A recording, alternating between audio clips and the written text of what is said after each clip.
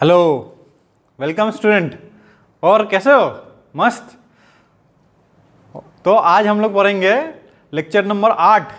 7 अभी तक पढ़ लिया है, तो मैं सोचता हूँ कि तुम लोग भी 7 तक पढ़ चुके होगे। ठीक है, अगर कोई डाउट हो तो कमेंट कर सकते हो या मेरे से व्हाट्सएप पे पूछ सकते हो। ठीक है, तो आज हम स्टार्ट करेंगे लेक्चर नंबर 8। ठीक है, बहुत सारे लेक्चर पढ़ा था कंबाइंड स्ट्रेसेस में, तो कंबाइंड स्ट्रेसेस का है कि ये भी पार्ट है। ठीक है, विंड फोर्स। ठीक, तो कोई एक टॉल स्ट्रक्चर है, उस पर फोर्स लग रहा है, कैसा? विंड वाला। तो विंड फोर्स लग रहा है, उसको हम कंसिडर कर रहे हैं। पहले जितने भी स्ट्रक्चर पढ़े थे उसमें क्या नहीं लग रहा होगा? लग रहा होगा।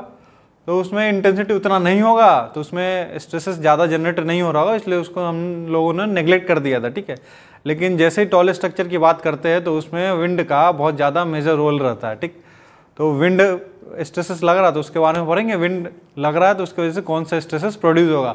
तो विंड स्ट्रेसेस हम लोग ज़्यादातर देखते हैं, हमारा जो सब्जेक्ट में पढ़ना है चिमनी पे, जो चिमनी या लॉन्ग वॉल या चिमनी में विंड स्ट्रेसेस के वजह से स्ट्रेसेस जनरेट कितना हो रहा है, उसके बेस पे मैक्सिमम या मिनिमम स्ट्रेसेस जनरेट होगा।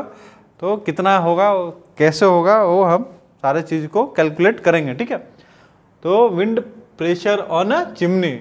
ठीक, तो देखो एक चिमनी है, मान लो ये एक चिमनी है, इसका हाइट हम लोग अज्यूम कर लेते हैं कितना, h। ये विंड प्रेशर लग रहा है, horizontal wind pressure P, horizontal force है, हॉरिजॉन्टल प्रेशर है। ठीक है, जिसका इंटेंसिटी P है। ये लगेगा कैसे? हमेशा वर्टिकल प्लेन के परपेंडिकुलर पे। ठीक है, ये चिमनी है, चिमनी के परपेंडिकुलर पे लगेगा। अगर मान लो मानने में क्या जाता है, अज्यूम करो अगर ये वर्टिकल नहीं लग रहा होगा, ये एक चिमनी था। ठीक है, विंड तो कैसे भी ब्लो हो सकता है, ऐसा भी हो सकता है, ऐसा भी हो सकता है, ऐसे भी हो सकता है। तो ये तो नॉर्मल हो गया, तो कोई दिक्कत नहीं। अगर ये मान लो थीटा एंगल पे है, ये चिमनी है तुम्हारा, विंड ऐसा जा रहा है, ये कौन सा एंगल है? थीटा है। तो ये वाला कंपोनेंट बता दोगे कौन सा होगा ये? अगर ये P है तो ये वाला P साइन थीटा हो जाएगा। तो हम लोग वर्टिकल में इसका वर्टिकल प्लेन से नॉर्मल में निकालेंगे। ठीक है, अगर दिया है तो ठीक है, अगर नहीं दिया है तो निकाल लेंगे। जनरली दिया रहता है, नॉर्मल में ही दिया रहता है। ठीक, तो P इंटेंसिटी लग रहा है, हॉरिजॉन्टल विंड इंटेंसिटी है, प्रेशर P लग रहा है। तो अब इसकी वजह से क्या होगा, ये चिमनी हमारा डिफ्लेक्ट होगा। ठीक है, कैसे डिफ्लेक्ट होगा, ये कैसा दिख रहा है? बेंडिंग स्ट्रेस पर है हम लोग बीम का। तो देखो मान लो ये एक बीम है, देखें कौन सा बीम है, बताओ जरा फटाफट। इसको हम लोग कैंटिलीवर बीम बोलते हैं। ठीक, ये लोड लग रहा है, लोड को क्या बोलेंगे? यूडीएल, यूडीएल है, यूनिफॉर्म डिस्ट्रीब्यूटेड लोड। तो कुछ इस तरह से लग रहा है, तो इसमें क्या होगा? बेंडिंग जनरेट होगा है, ये इसका डिफ्लेक्शन ऐसा होगा। ठीक है, तो मतलब इसमें बेंडिंग जनरेट होगा। ऊपर में क्या होगा बताओ? ये ऊपर में ये ऐसा था, जब डिफ्लेक्ट होगा तो ऐसा होगा। तो ये वाला फाइबर अंदर जा रहा है, ये कंप्रेशन हो जाएगा, ऊपर वाले में टेंशन जनरेट होगा। ठीक है, तो वैसे ही इसमें भी होगा, ये भी तो वैसे ही दिख रहा है ना, तो इसमें भी बेंडिंग होगा। तो मतलब चिमनी में हमारा कितने तरह से लोड जनरेट हो जाएगा, लोड लग रहा है। देखते हैं, लिखो, ये चिमनी है, यहाँ पे लोड लग रहा है। एक तो तुम्हारा क्या विंड लोड लग रहा है, दूसरा इसका कोई ना कोई सेल्फ वेट भी तो होगा, तो सेल्फ वेट लगेगा ना। तो ये सेल्फ लोड है, सेल्फ लोड की वजह से क्या होगा? एक्सियल या डायरेक्ट स्ट्रेस जनरेट होगा,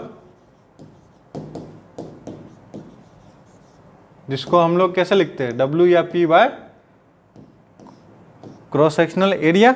ठीक है, विंड की वजह से कौन सा लोड जनरेट होगा? विंड है, ये विंड ब्लो हो रहा है, ये ऐसा डिफ्लेक्ट हो रहा है, ऐसा डिफ्लेक्ट होगा ना, मतलब बेंड हो रहा है, तो बेंडिंग स्ट्रेस जनरेट होगा। तो इसकी वजह से विंड की वजह से कौन सा स्ट्रेस जनरेट होगा? बेंडिंग। बेंडिंग को हम कैसे लिखते हैं? M/I इंटू वाई, या Y/I को Z लिखते हैं, ऐसा या ऐसा लिख सकते हैं। दोनों को जब ऐड कर देंगे तो टोटल स्ट्रेस हो जाएगा sigma direct plus sigma bending, plus और माइनस। क्यों? एक साइड टेंशन होगा, एक साइड कंप्रेशन होगा। जब ये ऐसा डिफ्लेक्ट होगा तो इसमें बताओगे, जब ये ऐसा डिफ्लेक्ट हो रहा है, ठीक है, तो इस वाले पोर्शन में कौन सा होगा? कंप्रेशन हो जाएगा, और इधर वाले में टेंशन हो जाएगा, ठीक है। इधर वाले में कंप्रेशन हो जाएगा, उधर वाले में टेंशन हो जाएगा। वैसे पता होगा आप लोगों को, लेकिन ज़रूरत था नहीं तो मिटा देते इसको।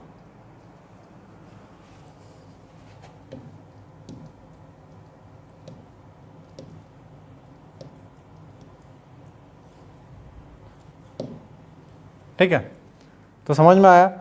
मतलब कोई भी स्ट्रक्चर है, टॉल स्ट्रक्चर है, उसमें अगर विंड लोड लग रहा है, तो इसके बेस पे स्ट्रेसेस जनरेट होगा। तो जो स्ट्रेसेस जनरेट होगा दो तरह से, एक डायरेक्ट स्ट्रेस जनरेट हो रहा है सेल्फ वेट की वजह से, और दूसरा बेंडिंग स्ट्रेस जनरेट हो रहा है उसका विंड लोड की वजह से। बाकी जितने स्ट्रक्चर थे पहले हमने पढ़े थे, तो उसमें दो तरह के स्ट्रेस जनरेट हो रहा था। क्या? एक सेल्फ वेट की वजह से हो रहा था, एक दूसरा बेंडिंग हो रहा था। किसकी वजह से हो रहा था?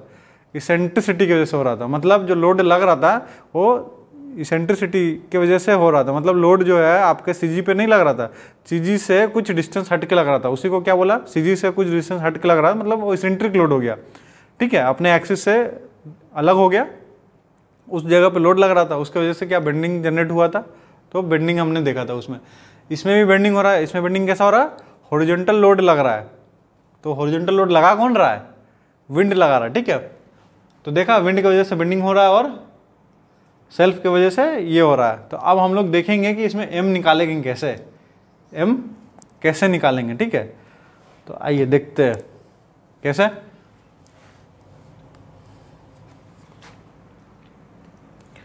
ये बना लेते जरा फिगर, जरूरत पड़ता है यार, बनाना पड़ेगा, क्या करोगे।